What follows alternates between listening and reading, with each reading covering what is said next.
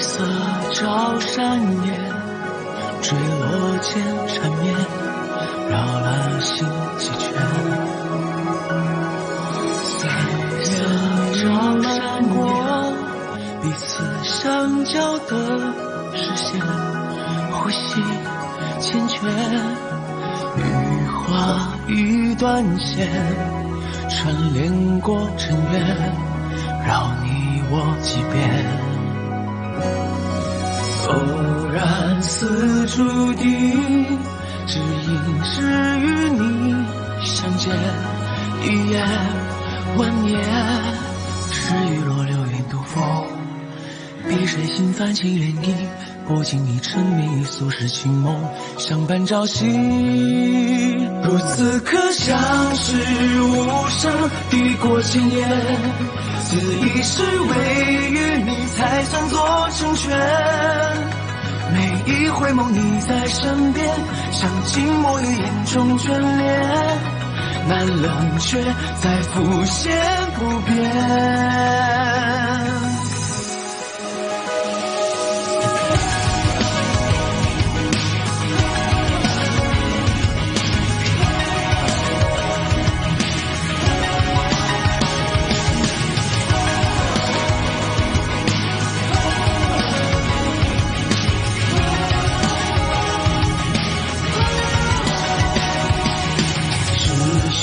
心所愿，共你护人间，方不负人间。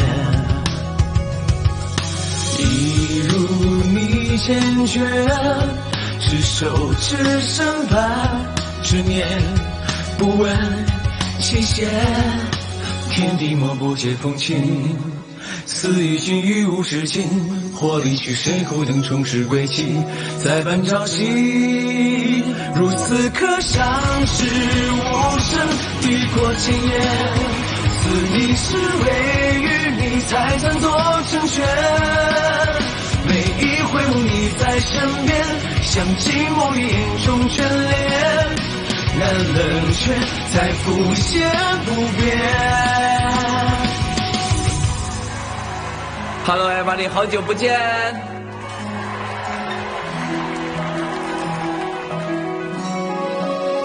等不及抛开日月，紧紧相连，共归去远，世事只为你盘旋。每度论战有爱绵延。好久不见啊，朋友们。等一下啊，我调一下，因为这个太久不播了，这个设备好像都不太灵敏了，感觉啊，感觉一整个就是不太灵敏。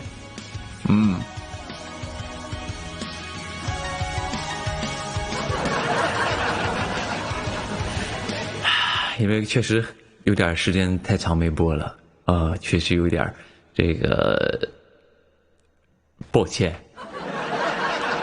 啊，设备也不是说生锈倒也不至于，咱设备这块杠杠的啊。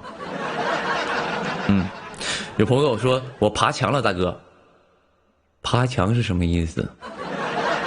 看我直播不用爬墙看啊，你就直接就是坐床上，或者是坐椅子上躺着看都可以啊，坐沙发啊，不用爬墙看啊。爬墙了，咱们这个圈子呢讲究一个什么呢？就是你要是爬墙的话，你就悄没声爬，好不好？你悄没声的爬，不用告诉我。哪天说朋友们，我这粉丝，咱家有很多粉丝嘛，有很多朋友陪我很久。但是有一天你跟我说，宁哥，这个我不粉你了，我就粉别人了。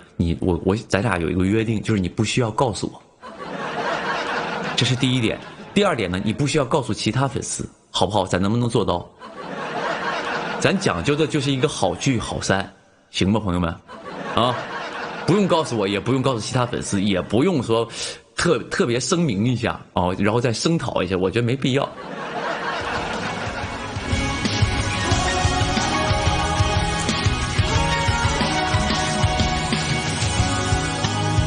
因为有一首歌叫做《分手应该体面，谁都不要说抱歉》。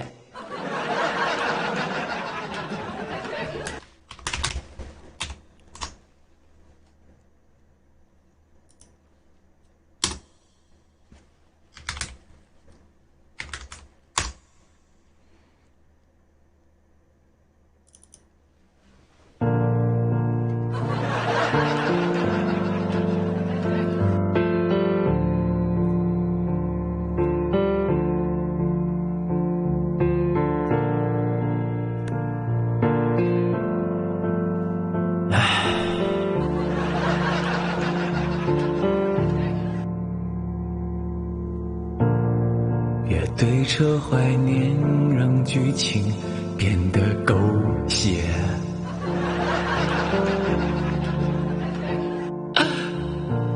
深爱了多年，又何必毁了经典？都已成年，不拖不欠，时间浪费，是你跟我都情愿，像谢幕的演员，眼看着灯光熄灭，来不及再轰轰烈烈，就保留告别的尊严。我爱你不后悔，也尊重故事结尾。分手应该体面，谁都不要说抱歉，何来亏欠？我敢给予就敢心碎，镜头前面是从前的我们，在喝彩流着泪，声嘶力竭离开。哎，这歌我真的忘了怎么唱了，不好意思，但是这个意思你们明白就行，好不好？就是哪一天说你们就假如说是爬墙了，或者是分窗了，都无所谓，咱们就保持一个体面。谢谢各位。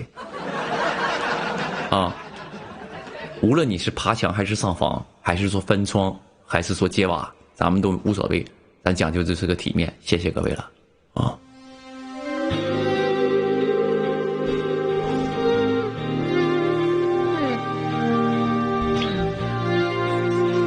咋突然开播了？也不是啊，因为就是刚回到横店嘛，回到横店，我觉得要做的第一件事就是要跟你们就是见个面，因为我知道很久没见了，大家对我有些想念啊。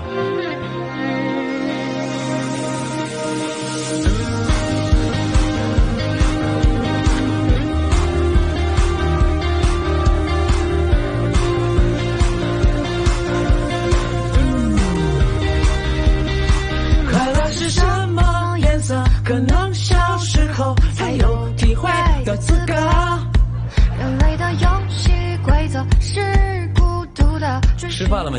我今天因为那个啥，这个是开始已经也算半进组吧，然后那个现在已经开始武术训练了啊，武术训练了，然后那个今天训练之前吃了2片吐司面包，还行啊。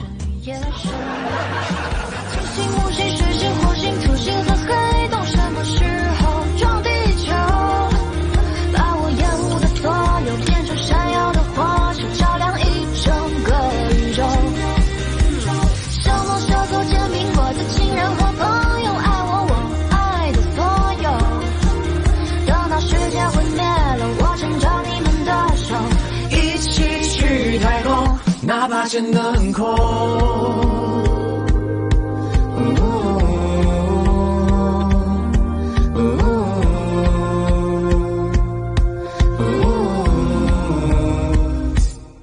有时我不想活了，但我觉得该死的另有其人。这世界扰扰纷纷，有没有说打戏多吗？反正打戏不少。啊，打戏不少，因为古装戏嘛，就是古装戏很少我拍过没有打戏的角色，基本都是得打，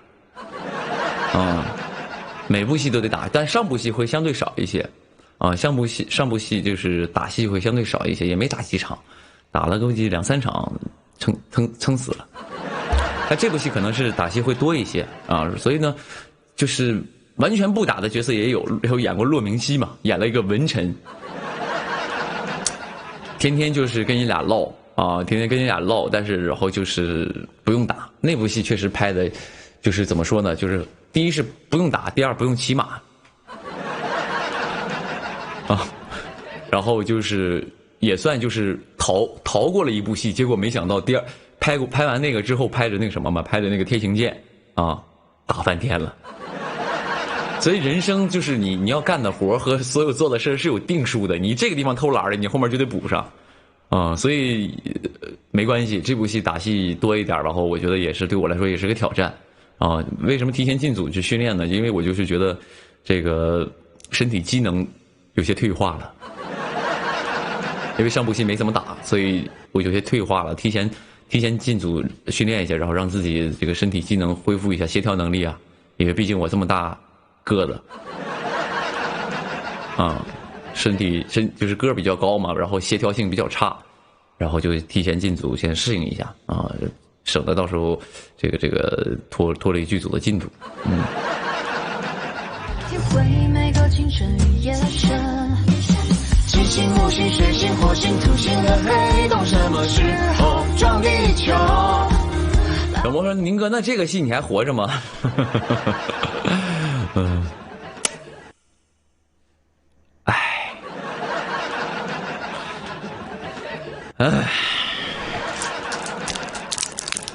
说到这个，就是我觉得，但这个戏活不活着不一定啊，不是一定，不能告诉你们啊。就是我演戏啊，就是我接了这些角色，就是死亡率真的达到了就是现代戏还好啊，我现代戏还好，但是正常古装戏我演的角色死亡率达到80%，也不知道为什么，也不知道赶巧了还是怎么回事这不知道也是这个应该不是啊，因为这个应该不是，不一定。死亡率达到80%，然后就是我觉得也挺好，因为可能你在剧里就是比如说结局安定的时候嘎了，可能在某种角度上也是对这个角色的一个告别。第一是告别，第二是啥呢？第二也算就是会让观众就是会记住这个角色吧，因为基本上我拍的戏都没有打算拍第二部，所以说嘎也就嘎了，无所谓了。所有变成闪耀的火球，照亮一整个宇宙。小猫小狗煎饼果子情。有朋友说：“宁哥，你嘎了会有红包的。”那个红包基本里边也基本就是放5块10块这种的，就是基本就是它主要是，比如说你在演戏的时候，你在剧里的角色嘎了。你就是活不了一点儿，剧组都会给你准备一个红包嘛，就是他会那个红包就是主要是就是说白了就是辟邪再冲洗，因为比如说人死了或者怎么样的，他就在剧里哪怕是演了，就相对来说有点不太吉利，所以呢就给你个红包，给你冲洗，让你就是稍微就是那个喜庆一点。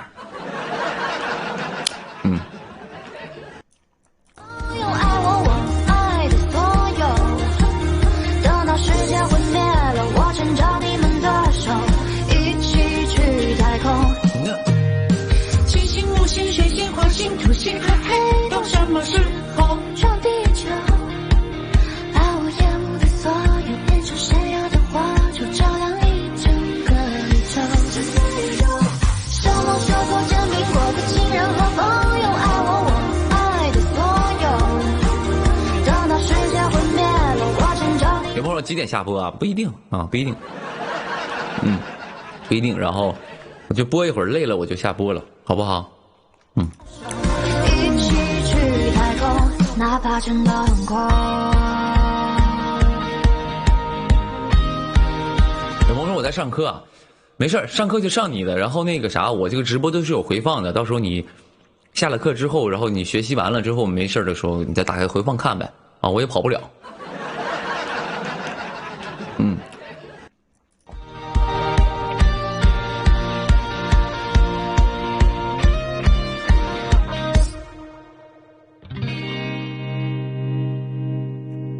对啊，有朋友都说了，你怎么刚开始就问什么时候下播啊？不想看回放，那你就是把那个啥，把我的这个关注点一下，然后呢，我下次直播的时候可能你就不会错过了。而且还有一点是什么呢？就是我就是在前期的时候，基本都会在准备嘛，准备进组，包括围读剧本啊，包括什么之类的。这个过程我可能就是播的概率会大一些，所以最近我可能不止这一场。可能也会再播个几场啥的，所以你们也可以关注一下我的微博，关注完了之后，到时候我一开播，你们就不会错过了。当然还是看直播比较好，因为它存在一个互动。我觉得直播的魅力就是互动嘛，你们现在打字我都能看到，啊。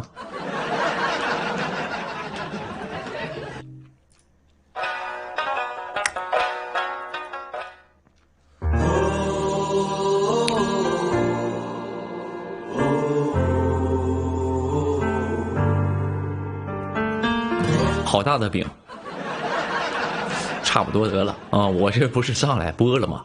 也不是说没播。你说我再空一段时间播，你没播，那个再播的话，你们说两句就行。我今天不是上来了吗？非常自觉，一有空嘎就开始播。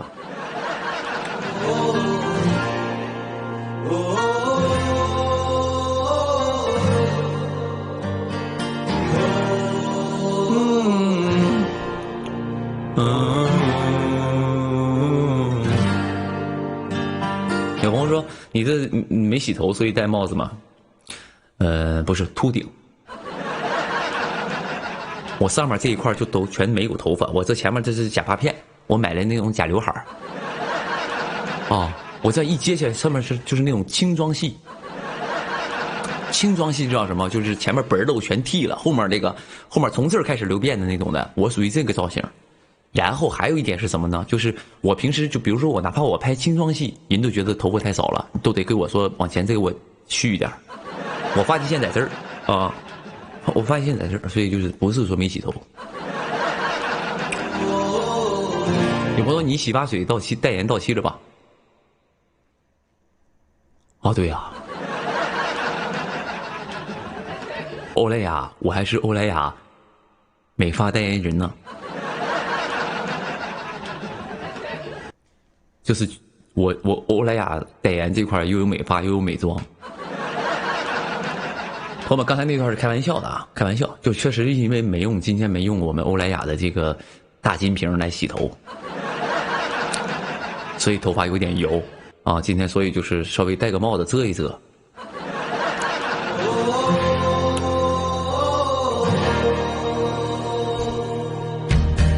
小时候的梦想不是做科学家吗？后来为什么没做成呢？还曾想过做老师，不仅受人尊重，还有我的专属节日。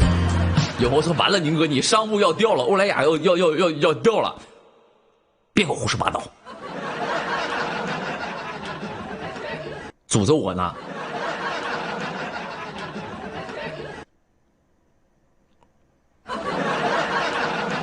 后来我也想做战士，无惧风雨，或者是旅行家，看尽风景。可是我此生已经没机会像他们一样活得精彩无畏。来生我一定要不活得畏畏缩缩，希望得到什么就勇敢追。可此生仅一次，这一回我也不愿后悔。人生啊，只有一次嘛，那就算了，不用重来，我就自己修改了，修改成。有朋友说宁哥可以嘴儿一个吗？来，来，闭嘴！不许在我直播的时候调戏我。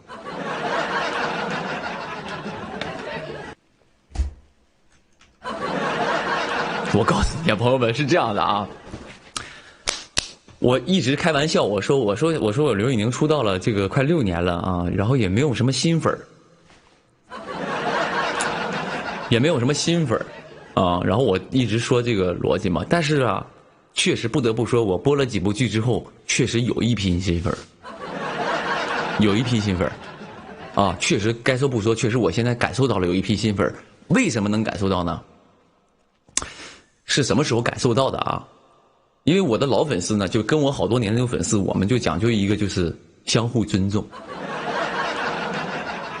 啊，我们讲究的就是一个彼此尊重彼此。我很尊重他们，他们也很尊重我，他们绝对不会就是来调戏我，极少有调戏我的，也基本没有说咱们这个圈子就基本没有叫我老公的。一般你就是很多饭圈嘛，都喜欢叫那个自己的爱豆叫老公啊，叫什么这种的。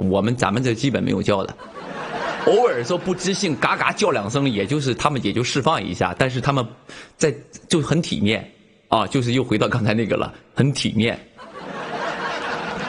但是我发现最近呢，有一些新粉啊，第一是一个逻辑，就有一次我是记得特别清楚啊，有一次应援呢，应该就是上一次那个杀青那次应援，然后呢。我就不是过来跟你们打个招呼嘛，我寻思你们来一趟，我就跟你们打个招呼。我发现了一个问题，就是有些粉丝上来伸手来盘我手，我正常就给大家挥手嘛，就打招呼 hello 打招呼嘛，他直接这个手上来要摸我，要盘我，就是直接就摸我手。我觉得这个就是我突然那一刹那我就恍惚了，哎。我好像好久没有这种待遇了，好像被摸了一下，我被占便宜了。那倒也不至于了，我也没多贵啊，我就想说，咱们这不讲究一个尺度吗？上次应援的时候，我发现大概有个2到3个人啊，我没记错的话，应该是2到3个人上来摸我手。哦，咱们这块呢，就是讲究一个什么呢？讲究一个就是怎么都行，但别上手，好不好？咱们就是因为现在我相信也有很多新粉在我直播间看我直播，咱们家就是有一个规定啊，是什么呢？就是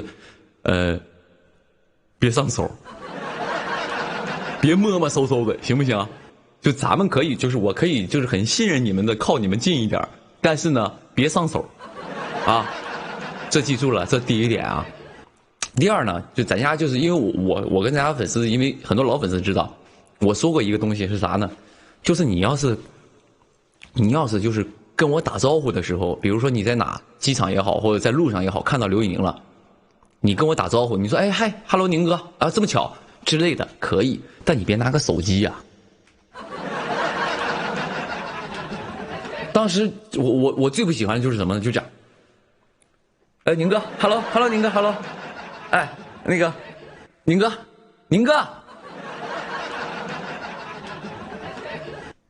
你搞得跟个记者似的，我都怀疑下一会儿说，你说，哎，宁哥，那个关于这个你演过的角色，你最喜欢的是哪个？我都感觉你要采访我，啊，没必要，你要跟我打招呼你就跟我打招呼，如果你想拍我，那你就别说话。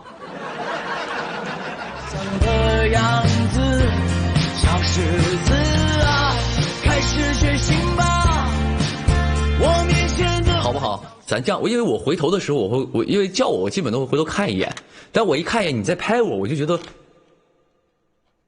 我是工具人，我的作用可能就是让你回头拍一眼，我的一个回眸一哭，可能是这么一个逻辑。所以我就觉得这个不太好，因为咱你要是想拍你就别喊我，你喊我你就好好跟我打招呼，咱俩就以一个朋友的身份平等的交流，好不好？会在奔跑时被点醒。还有就是什么呢？就在公众场合别喊老公，非常的肤浅。咱们之间就是这么肤浅吗？不要吧，啊，咱不玩这种了啊，咱们就是好朋友啊，咱就是朋友，是不是家人们？啊。喊完你这路人看到以为咋了？这帮小姑娘，这帮这小伙啊，就是感觉就是我觉得咱们就是别那么的那个影响这个有伤风化。在大马路上喊，你再叫人拍下来发给你妈。一旦旁边有个人咵一拍，给你拍下来传网上，你妈正好刷视频的时候看到你了，哇，我姑娘在外边干这事儿，回家不得打你啊！飞翔吧，这一辈子我来决定啦。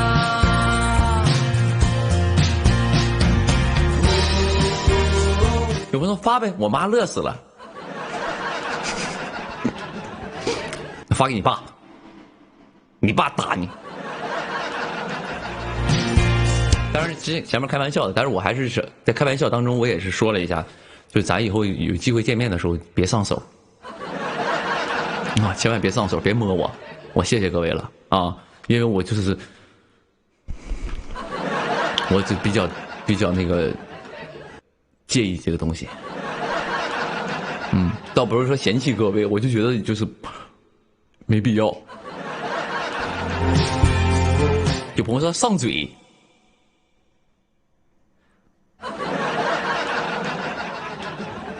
是这样的啊，我这个因为我身高比较高，我穿上鞋肯定1.9米多了，基本女生的身高在1.65米左右啊，1.65米左右。我这个腿啊一抬能抬到1.65米左右，然后呢，这个当时呢，比如说你要是过来直接嘴，你说上嘴，我是一抬腿，然后呢，我的腿大概是1.13米左右，然后呢蜷起来，再蹬直啊，比如说这样蜷起来。蹬直这一下啊，就是如果踹嘴上蹬出去，你大概能飞出去1.75米。哦，但是有可能是头先着地。啊，所以各位也是注意安全，尽量就是不要说就是上嘴，容易飞出去1.75米，大概左右吧，1.75米到1.85米左右的一个距离飞出去。啊，这个具体的数字咱们就不纠结了。所以各位记住了，谢谢各位啊！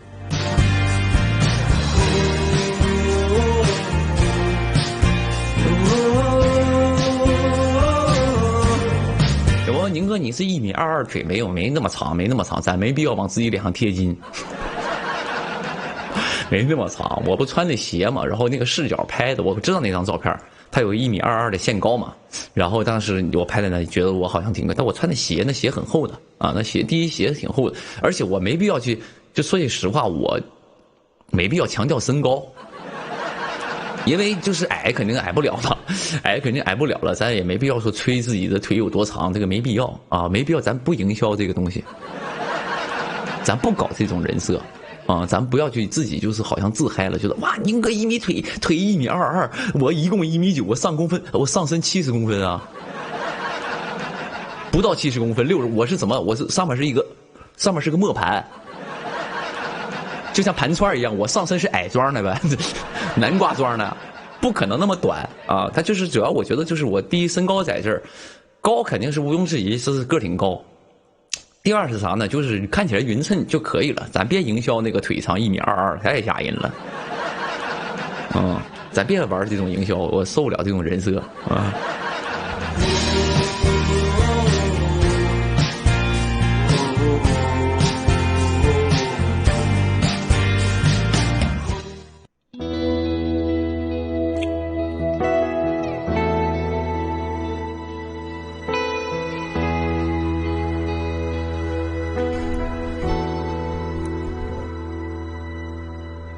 注定的旋律已经刻在心底，孤独等待被爱。小朋友直播那个迪士尼的这个照片吗？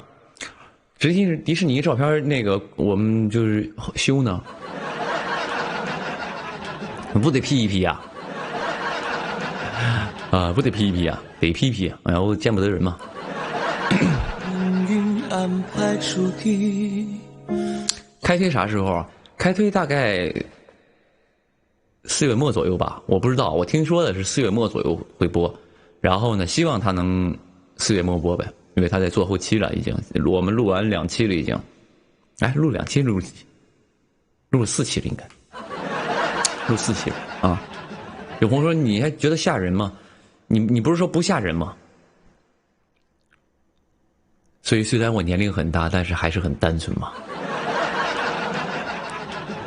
也不是说强调自己保持一颗童心，但是确实有一些单纯了，吓尿了已经。我希望那个就是因为他当时是什么呢？他有一个东西是捆在腰上的，然后前面支出个杆儿，然后这样是正好拍着你，前面像有一个那个 GoPro 那种的拍着你的脸。我希望它的清晰度低一点，否则他会发现这个男孩哭泣了。这个男孩哭泣了，当时就是哭泣了，将穿越生死，眼泪止不住，口水止不住的从眼里流出来，啊，就是会有这种感觉。然后呢，就是当时反正就是第一期录的时候，就是我觉得是啥呢？我觉得就是节目组是为了给我们一个下马威，啊，就是看看你的底线是什么。第一期录的是什么呢？它其实你们看到网上，比如说提灯那个照片，我看到了。提灯那个动图我看到了，那个是啥呢？那个是不是正片里的？那个就是我觉得是节目组什么呢？节目组就是来测试一下嘉宾的胆量，然后呢看看你们的承受力到哪儿，从1级、2级、3级、4级、5级到这么一个等级。然后呢，比如说在这个1级测试当中，你就受不了了，或者怎么样，或者是比如说到了5级，比如说我当时去参加第一个环节，第5级的时候，我嘎昏过去了，吓昏了，当时吓昏了，就是节目组可以就说怕以后的录制不顺利，就及时把你就是换掉，叫别的嘉宾来嘛，对吧？就是他叫第一个是什么呢？就是5级恐怖，然后呢，当时就是让你就是测试一下，如果当时在这个测试当中你昏过去了，换人 ，OK， 啊，直接就是邀请别的艺人去，或者吓得吐白沫子了，你得去抢救吧，对吧？你抢救去了，别人录嘛，啊，他怕你录着过程当中你吓晕了，那个节目就接不上戏了嘛，那属于播出事故了，录制事故了，不太好，所以当时就是测试了一下嘛，啊，还好我挺住了，但是我哭了嘛，抵达你照亮。有朋友说宁哥，那你这一次还叫留下来吗？我不，我叫流眼泪了。这回不叫留下来，叫流眼泪。心越已升起，斑驳的光。反正我现在就只有一个，就是因为我们跟那个节目组，就是跟那个开推节目组合作过一回嘛，所以我对他的期望就是什么呢？就是第一期呢，把我吓得骂脏话那一句给我剪掉。这是我对第一期，其他的比如说哭了什么的我都没关系，给我放出来，不丢人。我觉得这就真实的真实的反应，但是一定把那句脏话给我剪掉就行。已经化在心里，眼睛等待被梦唤醒，时光永恒注定，终将穿越回忆，奔向你，奔爱去。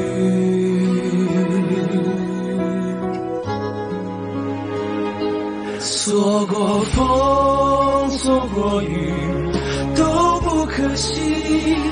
此生我不愿错过你，错过你。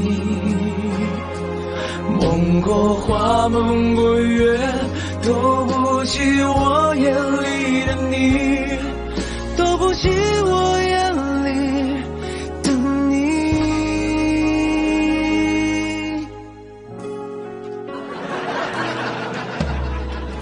斑驳的光阴。有朋友说宁哥你鼻子没事吧？没事啊，没事啊，鼻子没事啊，就是玩那天录那个好六的时候撞了一下，没事没什么大事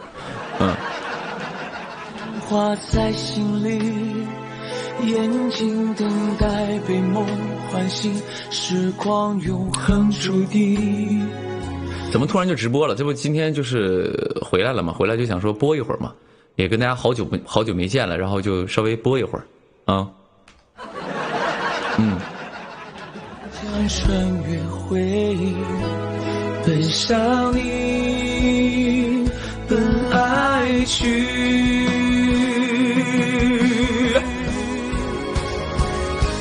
错过风，错过雨，都不可惜。此生我不愿错过你，错过你。梦过花，梦过月，都不及我眼里的你，都不及。对，得多，最近我得多播一播啊！这个放心吧，这个绝对不是画饼啊，真的会多播的。原因是啥呢？因为我还想获得2024年度的这个微博直播 King 这个殊荣，这份荣誉我还是要取得的，所以你们要放心，我为了事业我也会多播的。因为对我来说，微博直播 King 这个荣誉就是非常的就是珍贵。我眼里的你，错过风，错过雨都不可惜。此生我不愿错过你，错过你。梦过花，梦过月，都不及我眼里的你，都不及我眼里的你。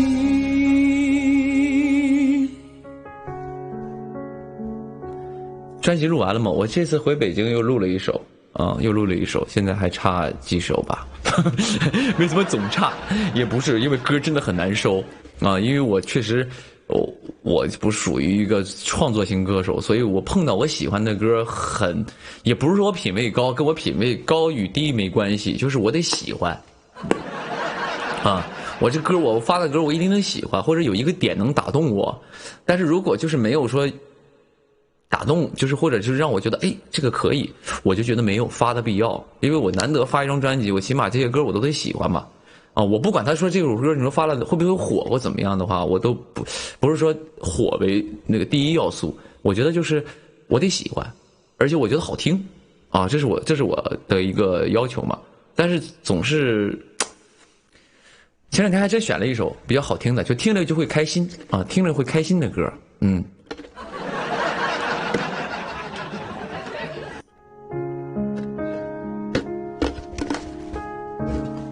上次差2首，对啊，我已经现在就差2首啊。然后我前两天又选了一首，然后那个在写词儿呢，因为它原本的 demo 是一个英文的啊。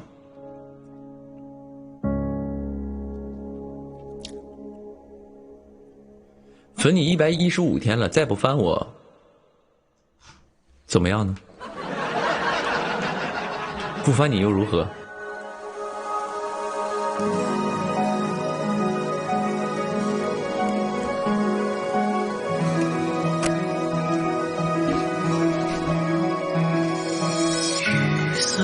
照山野。OK， 最近这个雨风行你们都看了吧？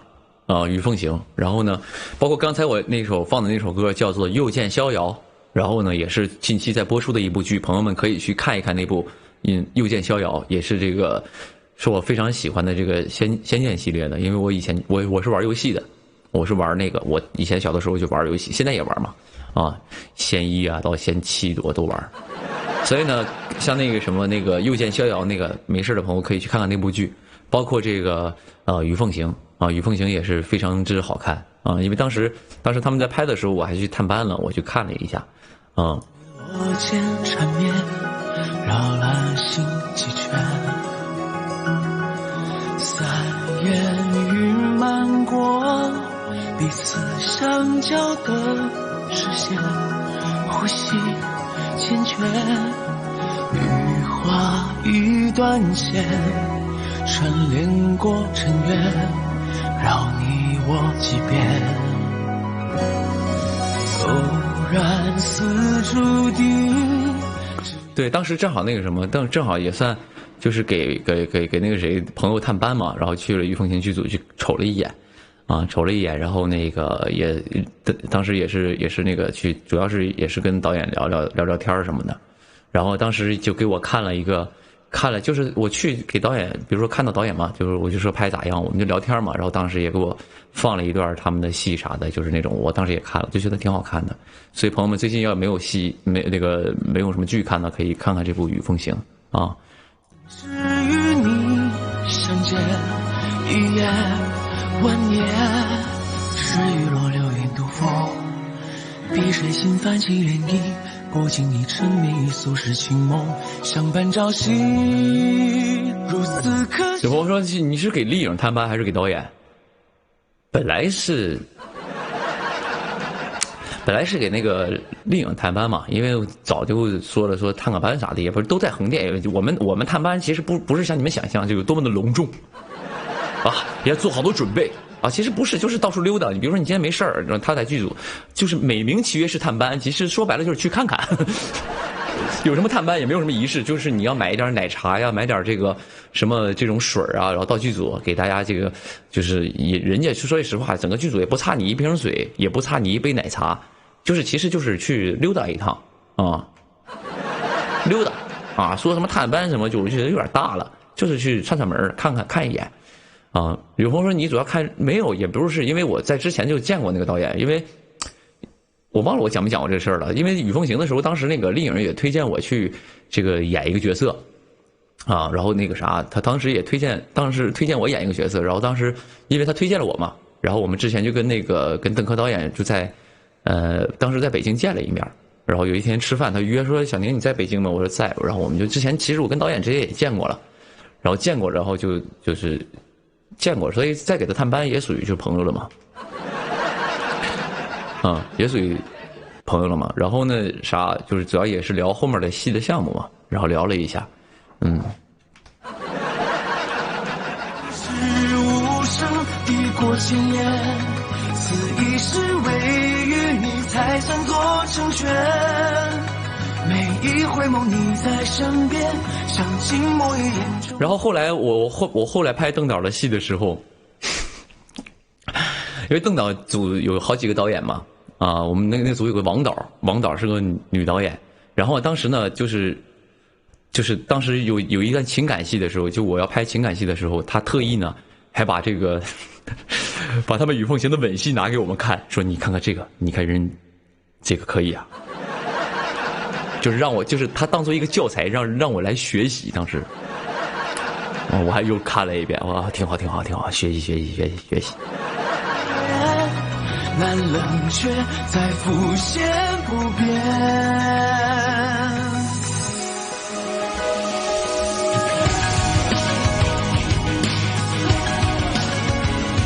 还有这教材看看，你看看人家这个弄的行不行？我说哇，真不错，哇，好可以呀，哇，带劲啊！啊。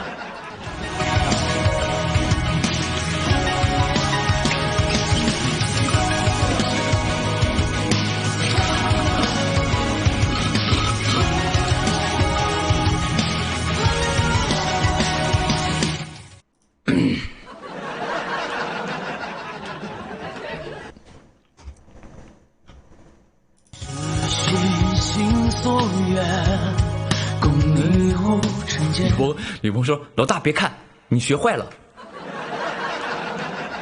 你有病吧？”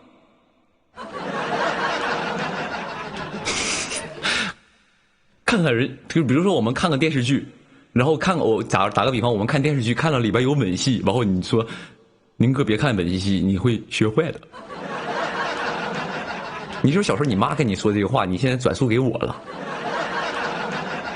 你小时候是不是坐家里跟爸爸妈妈在那个沙发上看电视剧，结果发现那个里边的男女主嘎嘎在那就是整一口，你就当时你妈就跟你说别看，学坏了。啊，但是就是这个咱是这样的，朋友们，就是电视剧里边的吻戏呢是这样的，朋友们，18岁以后可以看。你没成年的时候就尽量也是不要看，确实容易学坏了。好不好啊？咱尽量就过了18岁之后就可以就是正常看了啊。不负沦陷，一如你坚决，执手之身伴着念，不问期限，天地莫不解风情。似雨尽于无止境，或离去谁孤灯重拾归期，再盼朝夕，如此可想。有朋友说老大你要进组了吗？是啊，得拍戏啊，得拍啊，得拍啊，所以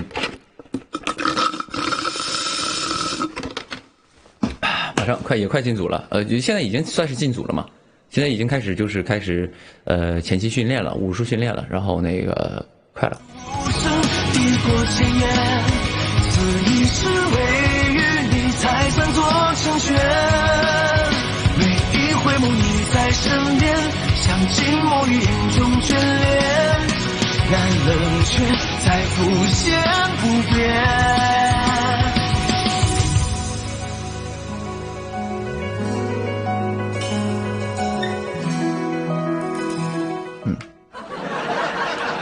我说老大，你看到我了吗？我要考医了，就是你要去考医生是吧？加油加油加油，非常棒啊！你也加油，好好考。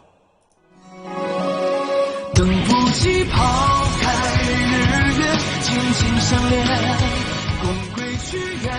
我说你杯子买了吗？迪士尼的没买，我就逛一逛，光看不买。给黛咪买了一个那个就是动物套头，小狗套头那个东西，买了个那个东西，再没买啥。啊，迪士尼因为我每年都会去一趟嘛，去溜达溜达去看看，然后呢，就还好，因为也没玩啥项目，有些很多项目没玩，就几个主要的去玩了一下，然后主要去拍点东西啥的啊，散散心啥的，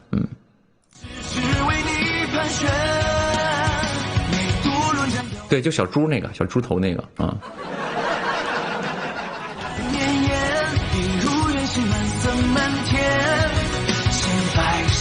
一人无怨。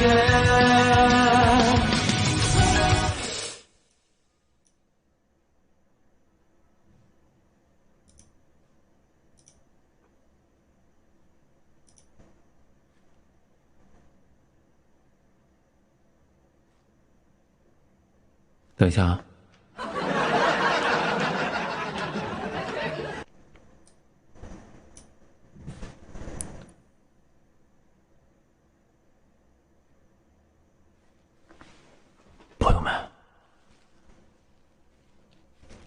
我隔壁好像打起来了。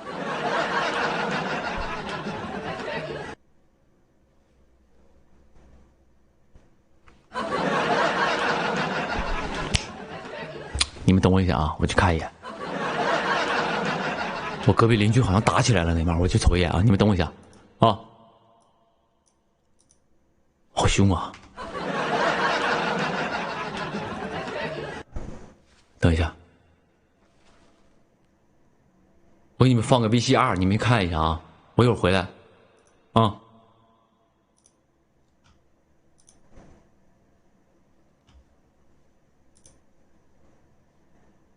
How old are you？ 怎么老是就是会？那就当代年轻人。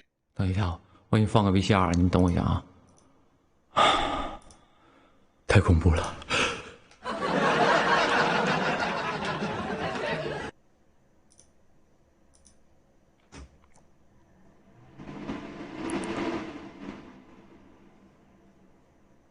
人现状，我的善恶观就是会，那就纯就是人之初，他就是心里就变态。我的金钱观，凡是有人跟我借钱，只要提借钱，直接拉黑。我的爱情观，你是搞笑女是吧？我是搞笑男，咱俩不合适，拒绝你了啊！我求知，鱼香肉丝里为什么没有鱼？就像老婆饼里为什么没有老婆一样。我冲浪。男人有钱一定要花男人钱，难道不花男人钱，等着他把钱给别人花吗？当你花完所有的钱，你什么都没有的时候，你就拥有了整个世界。听懂掌声。我的注意力，看那个电视上竟然有汉堡，我好想吃。超炫川辣，CP 堡，口水鸡味的，好像不错。我上镜，那个求我大红大紫，线上吵架，打我，哈哈哈哈哈哈！我倒要看看你如何打我。线下 battle， 别找人打我，求你了，能不能不打我？招谁惹谁了？我八卦，真的吗？详细说说，展开说啊，一定给我展开详细好好说一说。我的脾气，我就要去，我能听你的啊！你们能控制我，我就要去。我的骨气，我表面上，我觉得就是与人向善吧，我觉得就是这样。我实际上，我管他死不死。我的精神状态，但是我们一起走过了5年，5年，你知道我这5年怎么过的吗？你知道吗？我的生活态度，我让你笑我、恨我、对我看不起我，我让你撅我、虐我、压我、噎我、背叛我，现在我拼了命了、发了疯了，集中在我，怎么你没话了？送了。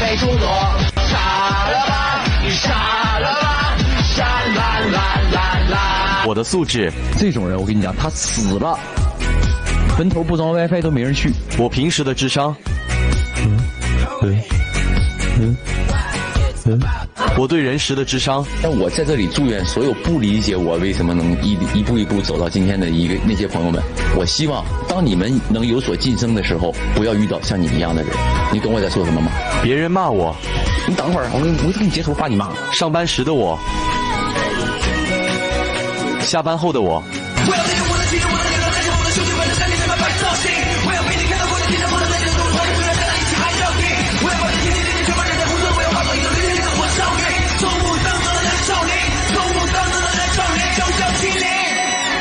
别人喜欢的，小姐，一个人吗？来，请喝一杯。我喜欢的。我是阳光开朗大男孩，阳光开朗大男孩，我特长只有微笑，扬起我的嘴角。我的工资，我工资呢也是1个月2000。我的饭量，我网购。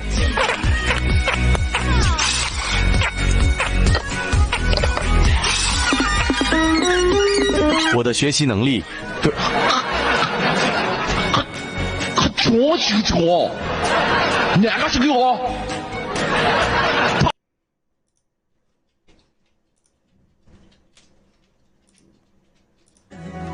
穿越过尘缘，绕你回来了啊！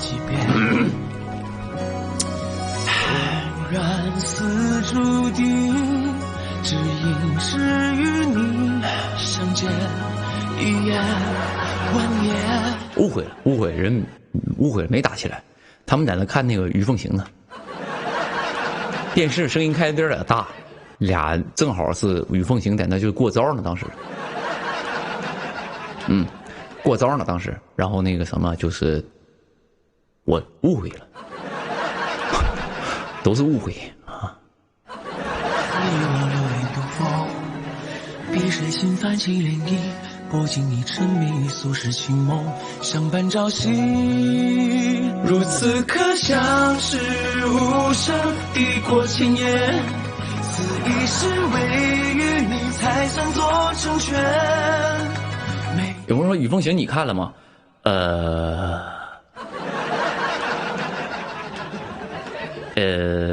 看了呀。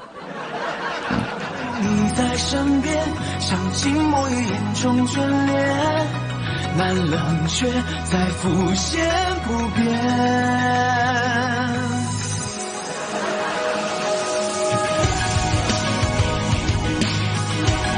有人说老大唱首歌呀？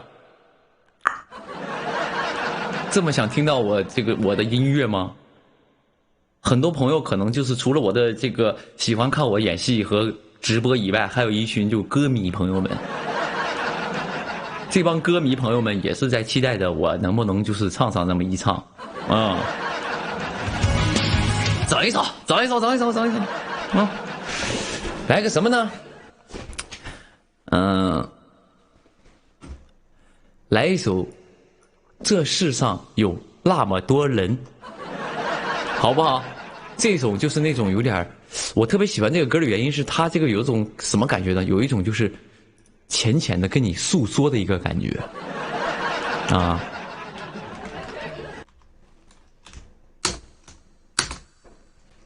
它有一种那种诉说感啊，就好像在跟你说点什么，但不重要。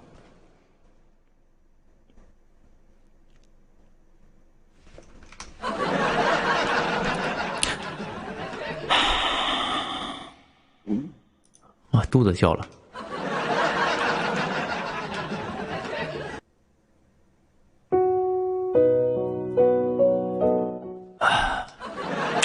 前奏一响就有这个故事感，真受不了啊！来，我们听一听啊。这世界有那么多人，多幸运，我有个我们呢。晨昏，肚子又响了，多喝点水。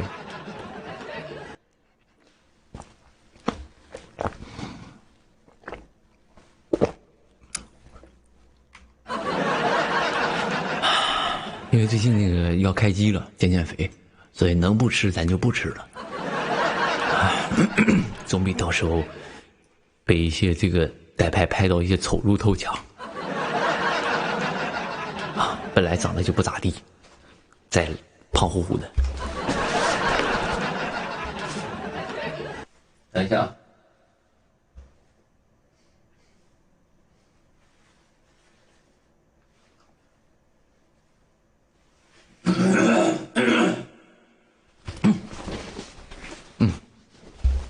来个水饱就行。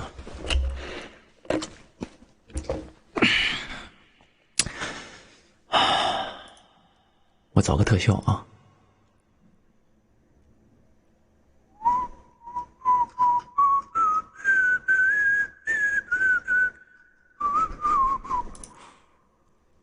来个这种懵懵的特效。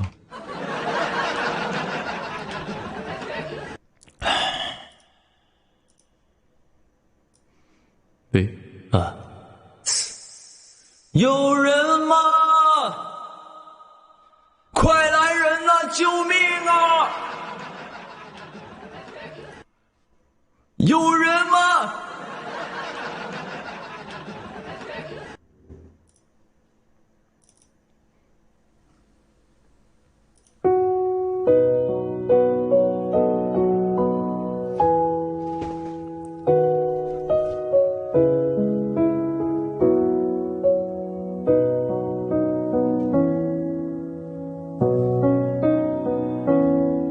这世界有那么多人，人群中藏着一扇门。我迷蒙的眼睛里长存初见你蓝色星辰。这世界有那么多人，多幸运我有个我们。这悠长命运中的晨昏，常让我往远方出神。灰树叶飘转在池塘，看飞机轰的一声去远乡，光阴的长廊，脚步声叫嚷，灯一亮，无人的空荡。晚风中闪过几帧从前啊，飞驰中旋转，已不见了吗？远光中走来你一身晴朗，身旁那么多人，可是却不声不响。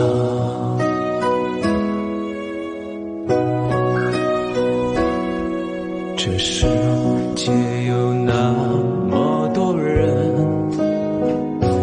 多幸运我有个我们。这悠长命运中的晨昏，常让我往远方出神。灰树叶飘转在池塘，看飞机轰的一声去远乡，光阴的长廊，脚步声叫嚷，灯一亮，无人的空荡。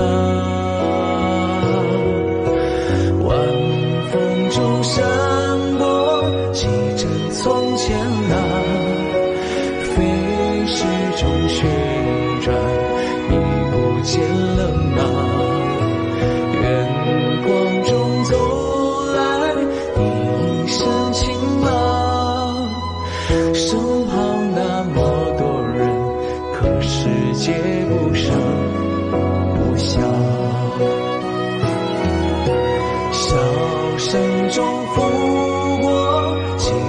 旧模样，留在梦田里，永远不散场。暖光正醒来，好多话要讲。世界那么多人，可是他不声不响。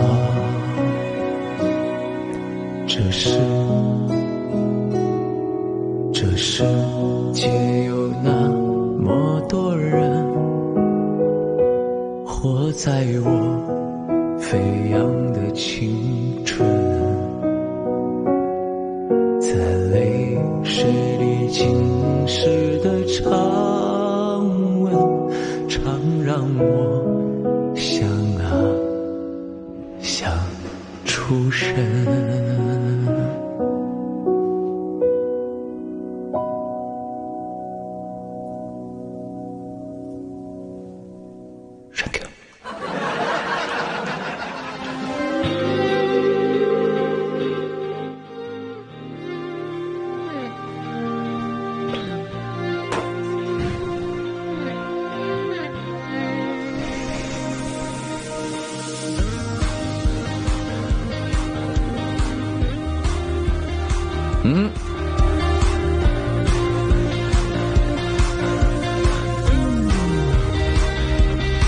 快乐是什么颜色？可能小时候才有体会的资格啊。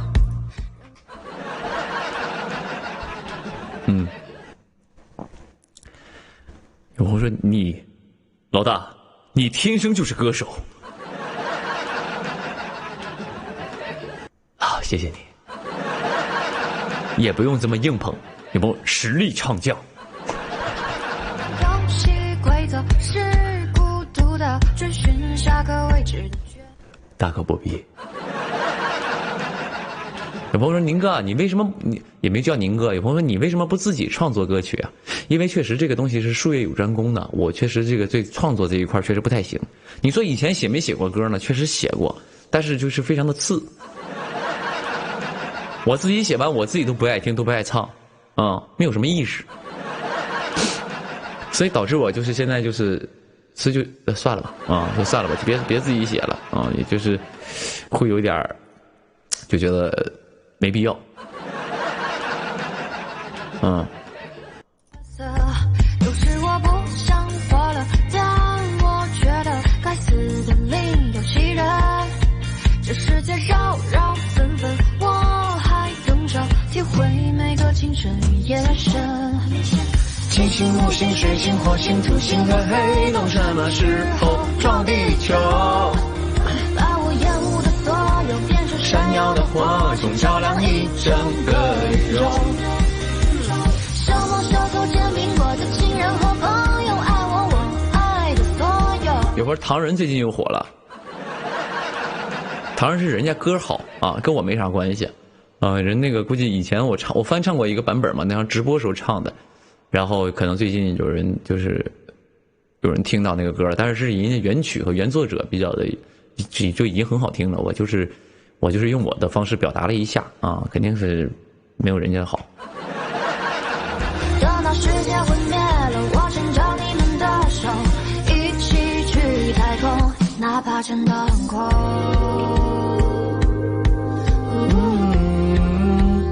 当然我现在就有个规划，就是什么呢？就是等我专辑做完之后，我要立刻做一张别的专辑。又画饼了也不是画饼，就是当时也是我一个想法嘛，就是我要做一个别的专辑。等我这张专辑做完之后，我会做一张翻唱专辑，就专门找一些我喜欢的歌去翻唱，然后翻唱一张，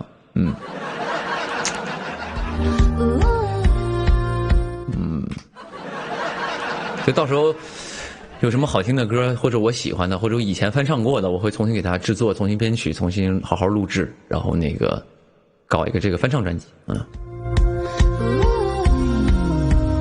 以前会很介意翻唱这件事儿，因为之前很早，大家就是我刚出道的时候嘛，大家觉得我是网红嘛，然后当然现在也有人觉得我是网红我不重要。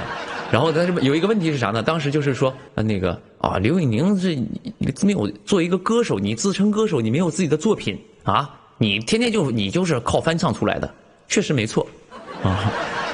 因为早期的时候我就不是翻唱那个讲真的出来了嘛，然后呢，包括一些后期的歌都是翻唱为主嘛，然后呢也没有自己的歌，所以那个时候我就会给自己一个规划，就是我避免去翻唱，我就要其实做自己的这个属于自己的歌嘛，包括唱 OST 也好，做专辑也好，然后做了一段时间，现在可能大家也不会说这个说你只会翻唱了，现在可能经过5年的一个历练，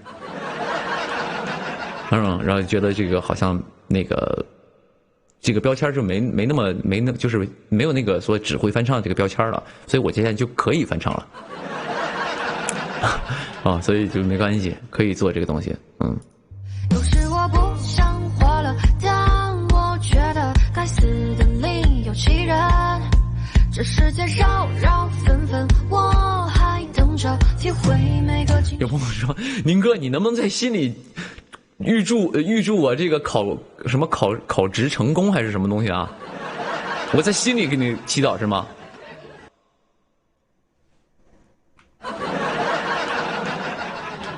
这个还要在心里祈祷啊？就是讲究一个心诚则灵是吗？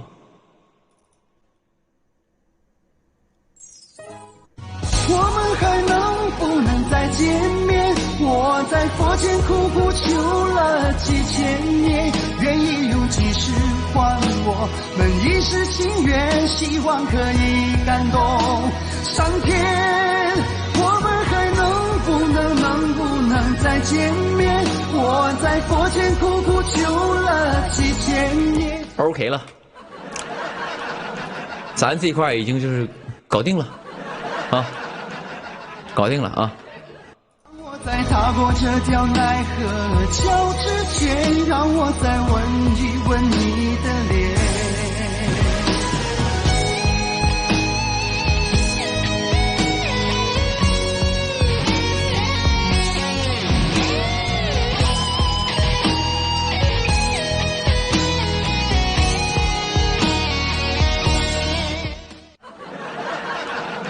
有人说宁哥完了，这回又得说你这个直播间做法了。这个梗我还真知道啊，说这个刘宇宁直播的时候是在做法啊，这个东西呢是我的一个法器，就是好像就是这个东西就有点像我们这个咱倒不是说宣传这个封建迷信啊，说这个有点像那种跳大神里边这种就是法器啊，所以我在直播的时候其实是在做法。你感觉我是在直播，其实我是在做法，就是那种，那个就是这种在求佛，啊，我这是属于法器。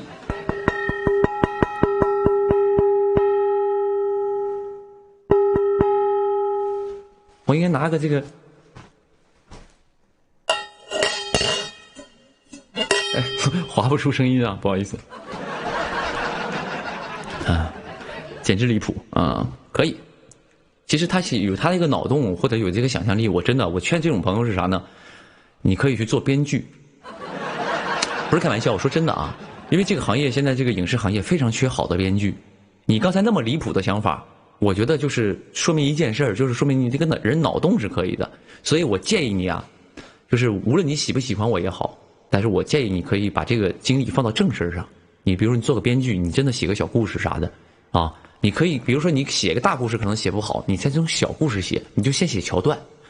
比如说现在，比如说这个男主的人设已经有了，这个男主的人设呢是一个1米89的一个大男孩，然后呢，他的人设是什么呢？就是那种喜欢直播，喜欢在这个直播跟这个朋友互动，然后呢，其实呢他背地里是一个法师。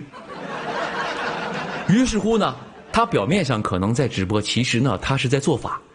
通过这个大家的围观，然后通过这个法器的一个操作，把这个能量吸到这个人身上，然后呢，最后呢，当然这个如果他作为男主的话，绝对不能是一个反派嘛。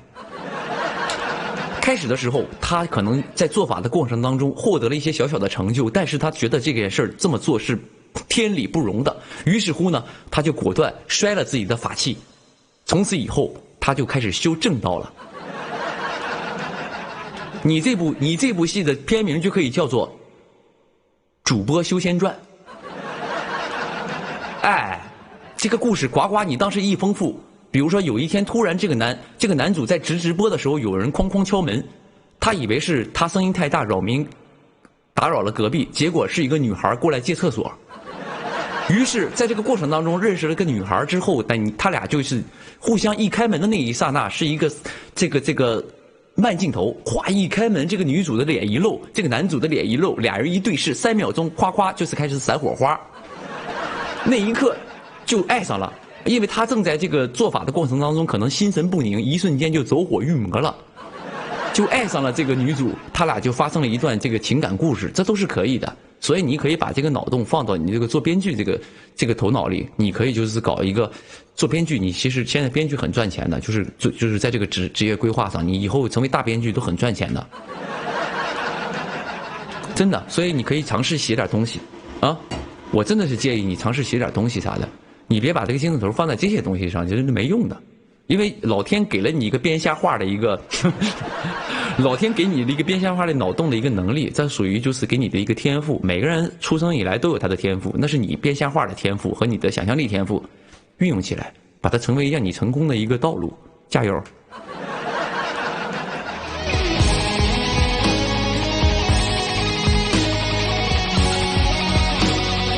有朋友说，结果这个女孩来借厕，有朋友我看弹幕有人说结果这个女孩进来上厕所，发现这个女孩拉屎很臭。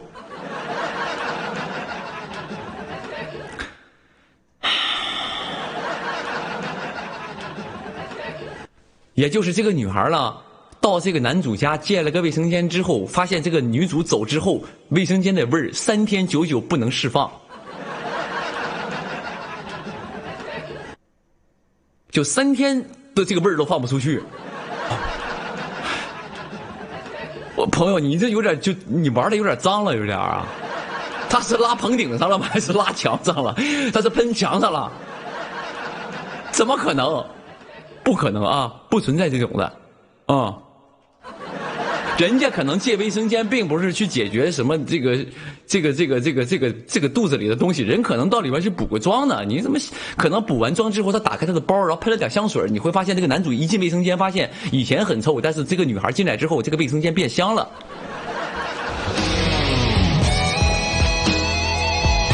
你这离谱。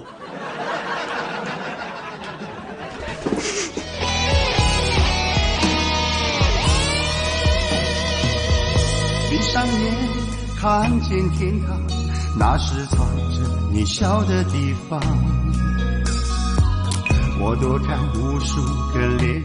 我说宁哥，我带香水了，让我进去。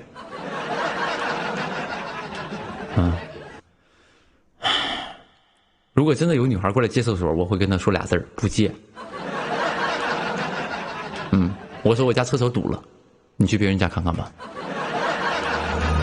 赶走坟墓爬出的忧伤，为了你，我变成狼人模样；为了你，染上了疯狂；为了你，穿上厚厚的伪装；为了你，换了心肠。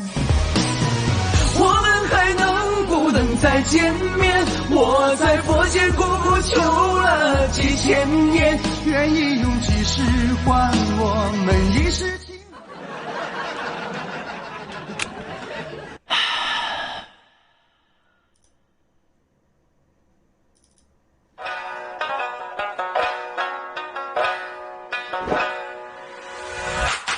谁让我神通广大，必须得晒一晒，等候我脑洞开花。有朋友说我是修厕所来，让我进去。啊，我说厕所堵了，你不借，你说没事，我是修厕所的，好吧？真拿自己没办法，怎么拍怎么帅。心情好出去耍耍，随手给晒一晒。公园里小草花花，那得晒一晒。分享快乐遍天下，越习惯越可爱。来晒你晒你晒你晒你。又有朋友来问那个以前问过的问题，说宁哥拍戏的时候血浆什么味道啊？什么味道？就是糖浆的味道嘛，止咳糖浆的味道啊。糖浆的味道，然后或者有的时候是蜂蜜啊，都不一定。往后呢，但是就基本就是甜的啊，止咳糖浆的味道。这样吧，朋友们，这样式，下次呢，我拍戏的时候，那个我偷偷帮你藏一点。我下次拍戏的时候，从剧组顺点血浆出来，然后在我直播间抽奖送出去。我跟化妆老师商量一下，我说，比如说我喝那个吐血的戏的时候，我那个啥，我就跟他我倒一小杯，我自己留着，然后在直播间抽奖的时候送出去，让朋友们尝一尝，喝一口，好不好？嗯。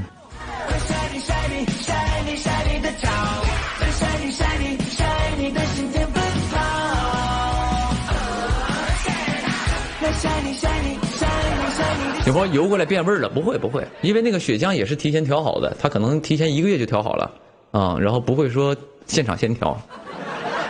他也不是说就是你上饭店点菜，你说给我炒个血浆，夸他一顿加工，然后让你喝下去，然后开始吐，不是的，他早就做好了啊，所以基本都是没事儿啊，哪怕过期也无所谓，就是因为对不存在过期啊，他会放防腐剂的啊。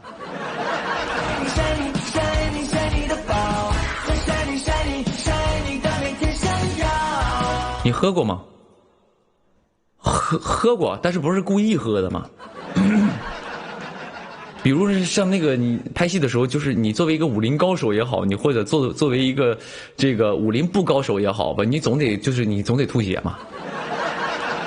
啊，一般是什么呢？一般就是不是有一个这个算是一个套路吧？就男主就是这种总吐血会让观众所心疼嘛。对吧？有很多男主就是咱玩的就是一个叫做这个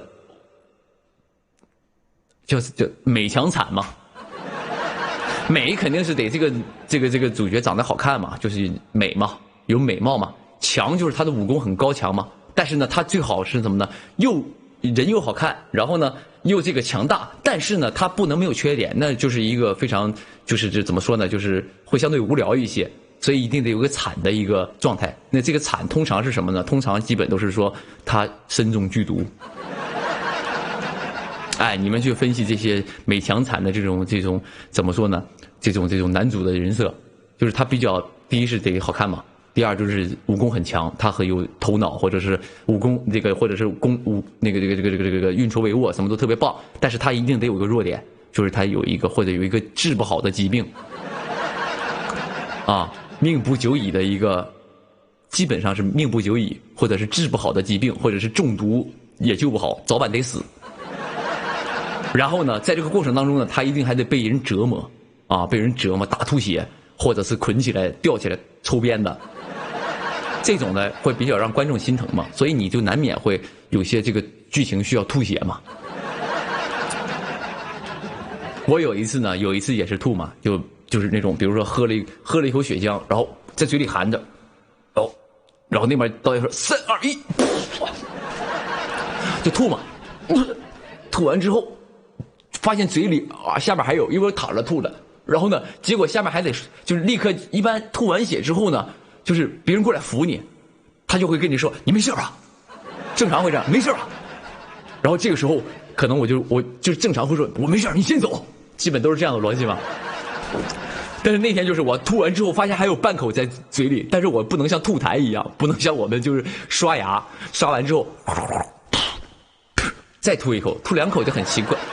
正常我们刷牙是吐2口，但是呢你吐血的话，你吐2口就说明就是感觉呸，就在这个会让观众所出戏嘛。比如你吐血一下，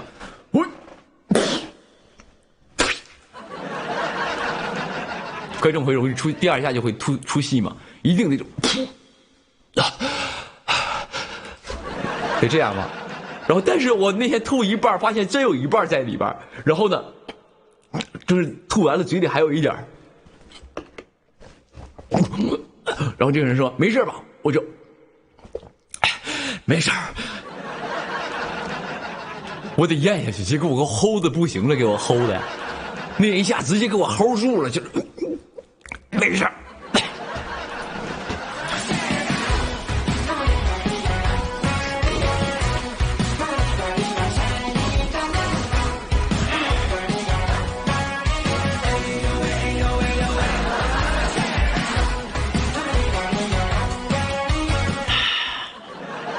能喝，那个喝肯定没事儿，它就是食用色素和一些东西勾兑的，是能喝的。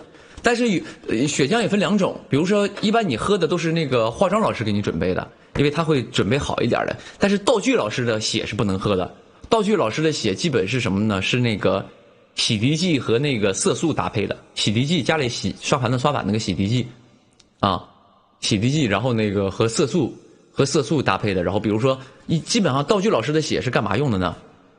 都是倒在地上的。比如说你在古装戏里，当时咵这个人被杀死了之后躺在地上，然后这个地上一滩血，那个血基本都是洗涤剂，因为洗涤剂它会有一些那个粘稠度，然后加上色素，没有泡泡嘛，你不掺水就没有泡泡嘛，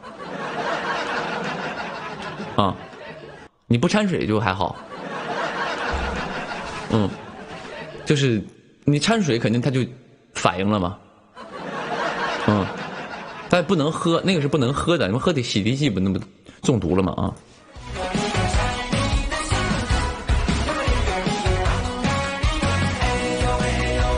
喝了会吐泡泡吗？尽量大家不要喝啊，不是，那是不能喝的，不能喝那个东西，那个基本都是倒地上的啊。每天平凡也被打，必须得晒一晒，还像星空的天吗？还要被晒一晒。雨系呢？就是比如说这个地上一滩血，突然天空下雨了，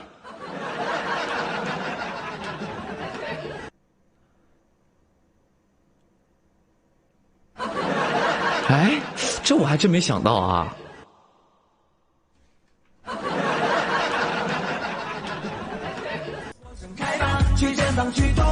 哎，下次我再问问，因为有可能是什么呢？我说的只是其中一种制作方法，可能我下次再问问道具老师，我说这个血浆除了用洗涤剂做，还能用什么做？咱们下次直播给你来个科普啊。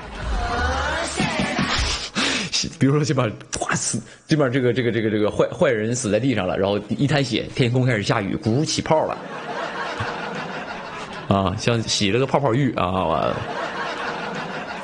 晒你晒你的喵，会晒你晒你晒你晒你的脚，再晒你晒你晒你的心田奔跑，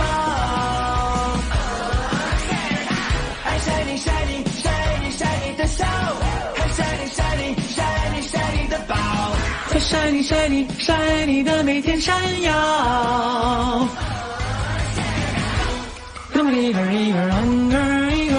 一会儿你6月份还去迪士尼吗？你问我这个问题是因为你要去迪士尼吗？你想6月份偶遇我是吧？我不去了，我6月份在拍戏了，马上进组了啊，进组了，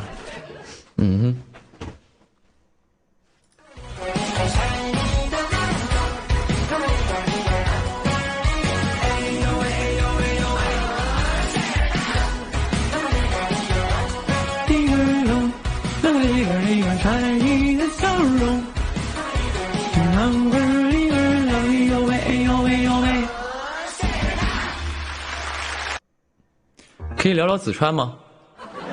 可以啊，为啥不能聊？可以聊的。子川是好久之前拍的戏了，然后呢，就是怎么说呢？那个时候其实，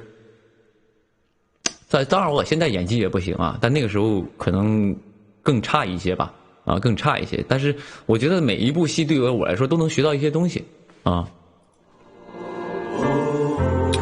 所以子川那部戏让我就是他带给我最大的感受是让我演一个，就是你知道这个人物状态他是一个狠的人的人物状态该怎么保持，或者是内心需要什么东西来支撑他，然后是我觉得他就是我觉得我前面每一个角色都是为了我后面角色所准备的，因为我每个角色身上都会有之前角色的一些影子和一些感觉。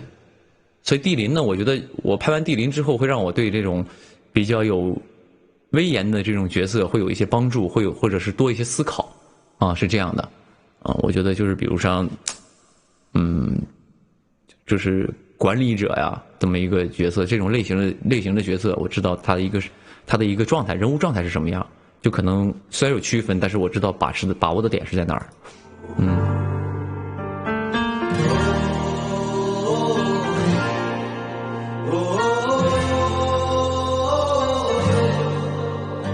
没有，因为地灵那个时候我回头看的话，确实是有很多欠缺的地方啊，有很多欠缺的地方，对，所以没关系，我觉得就是当然我要感谢每一部戏嘛，感谢每一个角色，让我就是都会成长，多多少少会成长。你们回头你说从我演的第一部戏到今天，你一定是你会看见每一部戏都会有一些成长的，然后也感谢每一个这个角色啊。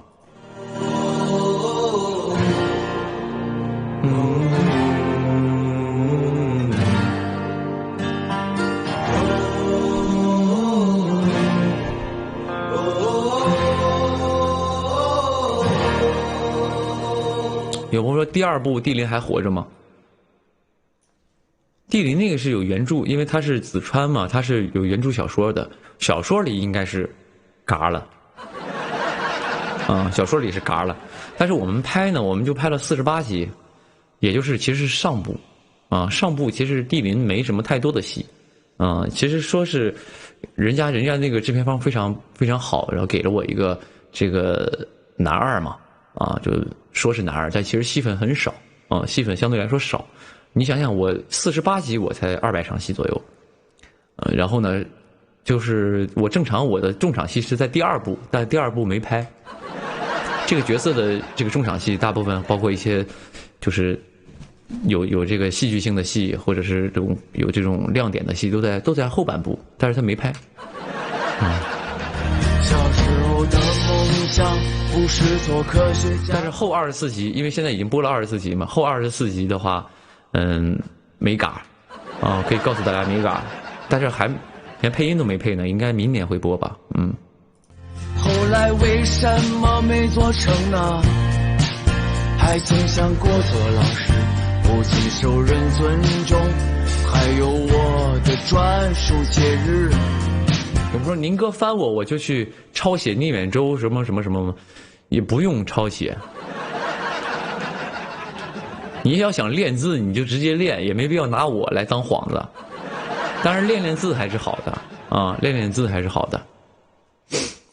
被我水喝太多了，我要去卫生间，你们等我一下啊。给你们整个 VCR 啊。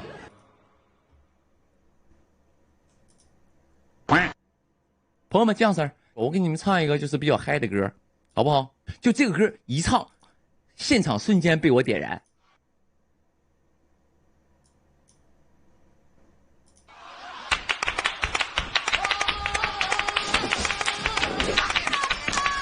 赶紧奔走相告一下，刘宇宁开直播了，鸭脖、鸭舌、鸭窝嘎子点上了。追星这一块讲究的就是一个离不开你的生活，点点滴滴，时时刻刻，每每天天都能看到我，无法注视我的脸，元气举开大一点，咋了妹子？走了快点，唱2个点，聊3个点。我不相信你一顿饭能吃4个点，啥也不讲，啥也不说，大眼瞪小眼。兄弟们、朋友们、家人们、哥们儿、姐们儿，亲爱的老师、同学们，你们都得冷静一点，冷静一点。就这个人感觉是个变态，说出去都很奇怪。我去你的什么娃娃菜！来，把价格先凹出来，帮你点一份外卖。哼，我网速比你快。我的粉丝会觉得我可爱，希望点一个乞丐，哪怕告诉你1+1等于2，你说我太厉害了，你就是个天才，别人无法替代。有朋友说怎么又在直播？现在网络这么发达了，你现在知识还这么匮乏吗？你要不想学，你不想学，你出去。你没听过这句话吗？那我是能卷死我身边的人，我就卷死他。哈哈哈哈哈哈哈哈！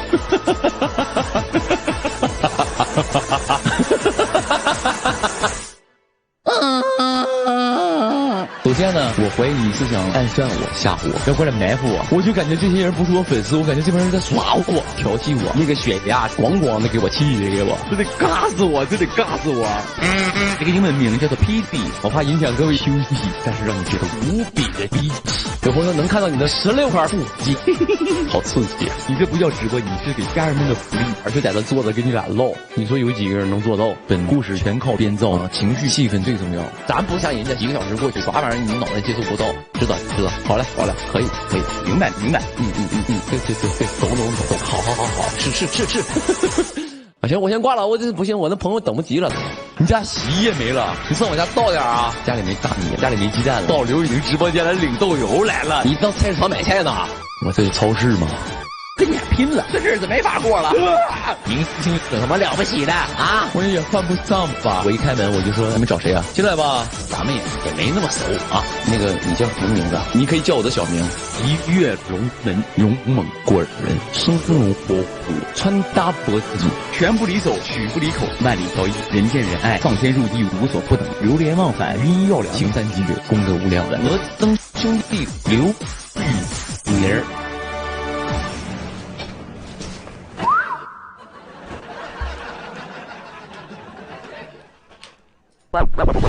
一键3连，关注我的微博，我叫摩登兄弟刘玉玲。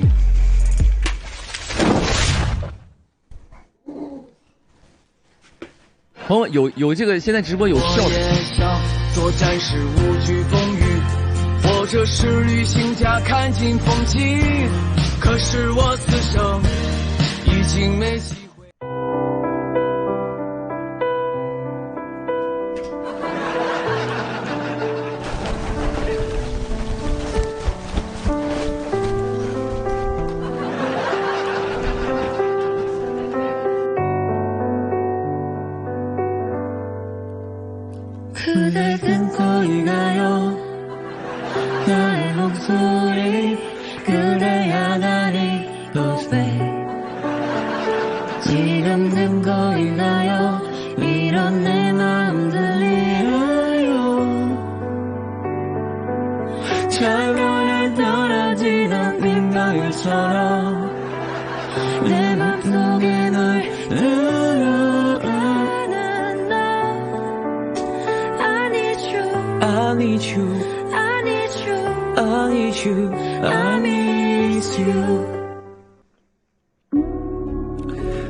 这个歌呢是来自烈焰啊，也就是五更季嘛，后来改名叫烈焰了。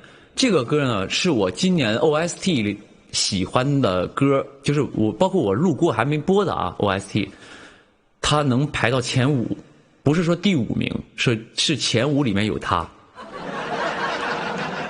当然刚才那2首也是前5里边的啊。哎，我为什么要排序？刚才那2首当然也是排在前5里的，包括这首歌，这3首啊不行，前面还发过啊，反正就是呢，怎么说呢？这首烈焰的这个插曲呢，叫做《向死而生》，我就是很喜欢这首歌，就这样没毛病吧？啊，有朋友说我想听前2的，前2当中有他一个啊。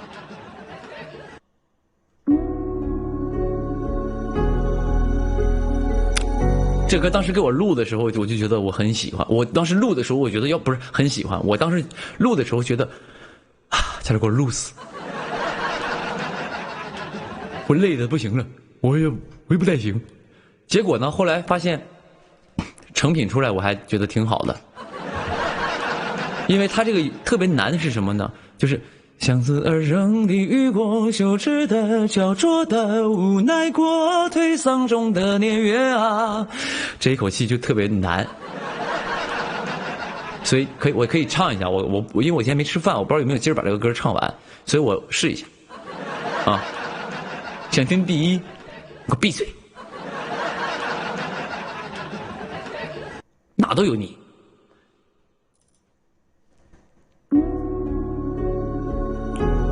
我唱一下这歌啊。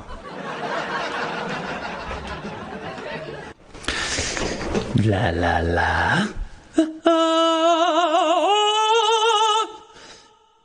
向死而生的雨过，羞耻的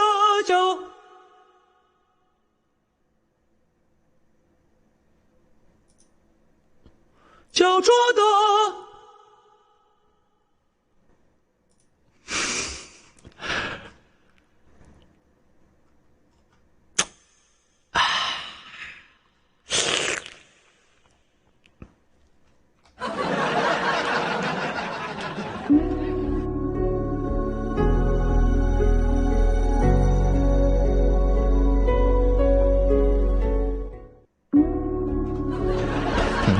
好，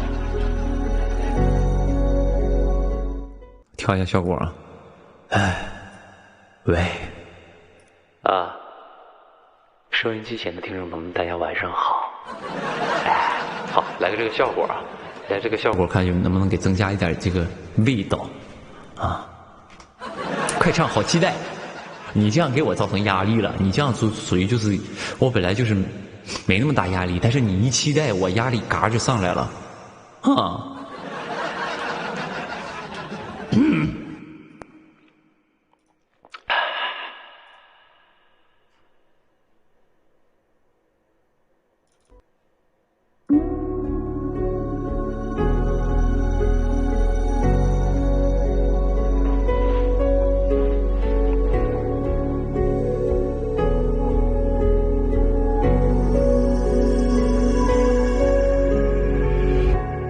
醒半夜手被乌云笼罩，随空气流窜，接踵而至的是命运的枪，一度又一度轰然塌方。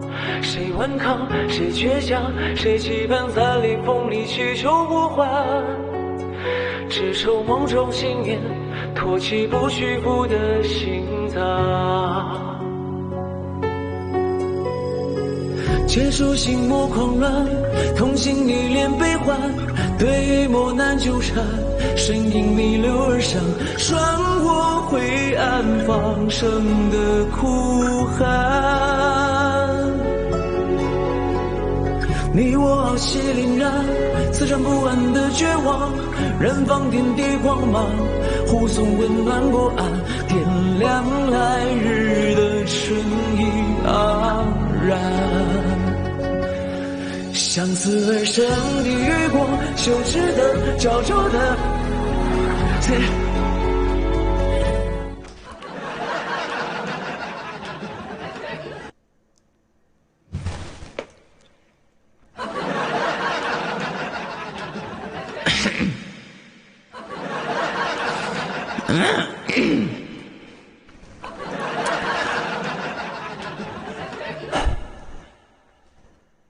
刚才麦克风是不是出了点问题？刚才这个麦克风是不是出了一点问题？刚才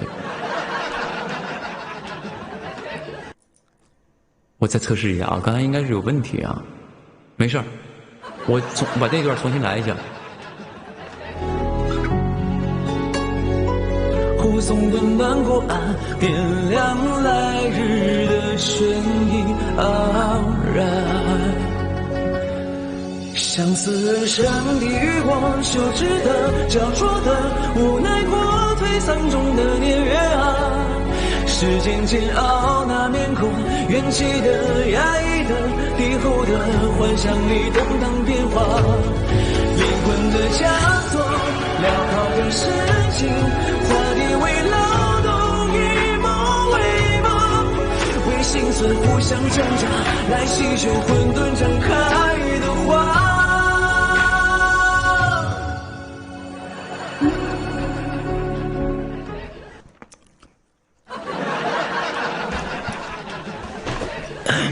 那个有点没有劲儿，有点底气不太足，这样下次我再唱吧。我感觉气儿不够，差点要过去，差点要感觉那咱们还是咱们尊重原唱，咱们听一下原唱唱的吧，好不好？因为确实今天是有点超越不了原唱了。相似而生的余光，羞耻的焦灼的无奈过退丧中的年月啊，时间煎熬那面孔，元气的压抑的敌后的幻想已动荡变化，灵魂的枷锁镣铐着神经，画地为劳动，以梦为梦，为心存互相挣扎，来细嗅混沌展开的花。气儿不够，给自己加点气儿，有朋友说没事那段掐了别播，我直播都有回放的。这个呢，朋友们，这个是这样的，我觉得刚才那一段就是那个麦克风坏的那段，虽然跟我没关系啊，麦克风的问题，麦克风坏的那一段呢，我觉得会成为我的一个黑料，无奈过颓丧中的年月啊。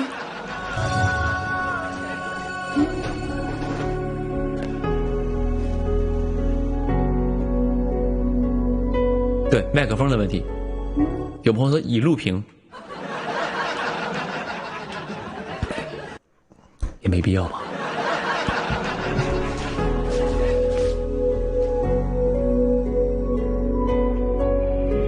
你不是宁哥减肥有什么技巧吗？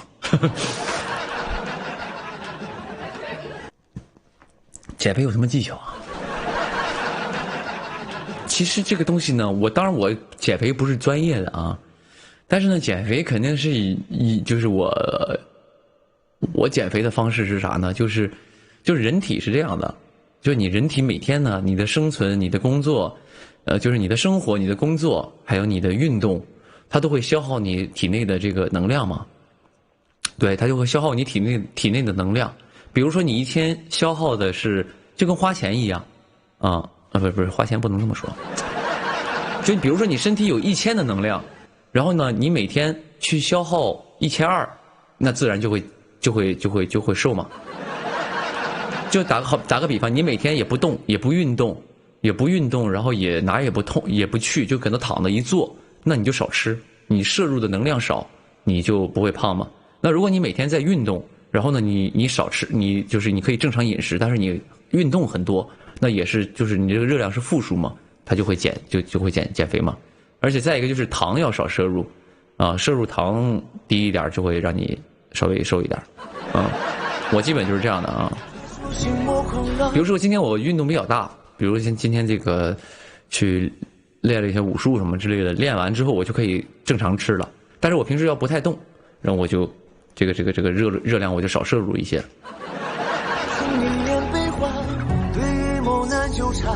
春令逆流而上，穿过蔚蓝放声的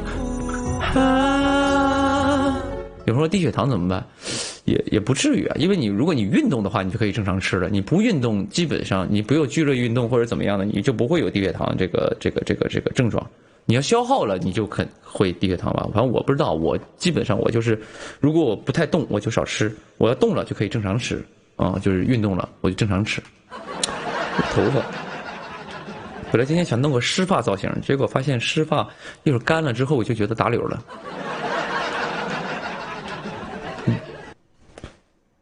好，可以。管不住嘴怎么办？我也不知道，我也管不住。我有时候一到半夜就饿，也不知道为什么。一到半夜就饿一到半夜就是受不了，就是怎么都得吃点东西。怎么变白啊？变白就第一是做好防晒嘛，第二就是用美白产品嘛。那就这2样嘛，每天反正睡前用点美白产品嘛，然后